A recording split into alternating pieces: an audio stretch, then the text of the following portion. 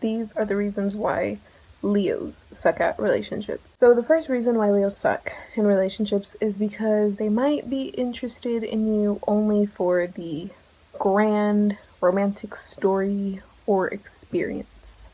If you watch Parks and Rec, it kind of reminds me of that episode in season 2, Galentine's Day. I know it off the top of my head because I had to give a presentation about it. In that episode, Leslie is confused about the behaviors of her boyfriend Justin, and Ron tells her that he's a tourist. He vacations in people's lives, takes a few pictures, puts them in a scrapbook, and moves on. That's kind of what I mean by this, that Leos, they rule the 5th house. They're just about pleasure and romance and dating, They're like the hookup sign. They just want to have fun with love. They're very idealistic, so they just want a story that's just full of this romance and this passion. But usually that just results in it kind of being a brief affair because Leos aren't really focused on the longevity of it. The second reason why Leos suck in relationships is because they make a lot of justifications for their behavior. If a Leo wants to do something or just wants anything in general, they believe that that's reason enough for them to be able to do it.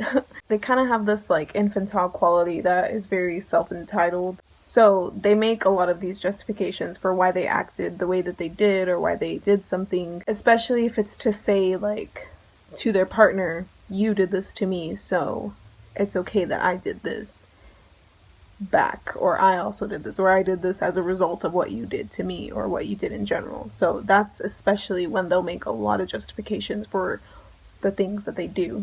And lastly, the third reason why Leos suck in relationships is because they always find a way to turn conversations back to them or to include themselves in conversations that might not even have anything to do with them. This one is more just annoying, and sometimes I don't even always think that they have ill intention in doing this. So in that way, it almost seems even unconscious. But I think, they're very expressive. They just like to talk about themselves and share about themselves. So it doesn't take them that long to go without talking about themselves or mentioning themselves in regards to anything.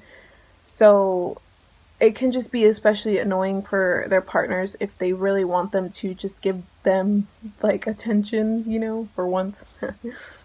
Especially if they really need the Leo to listen. Sometimes it can be they don't fully get 100% of the Leo's attention. Sometimes this thing is really subtle too, but if you're around Leos long enough, you'll start to notice it. You'll start to notice when they do this. So you can look at a lot of stuff for this. Sun, Moon, Rising, Venus, Mars, 7th house, and 5th house especially for dating, as we talked about in reference to Leo, and 8th house for the qualities that come out of you when relationships get really deep. So I hope you like this video. Thank you for watching.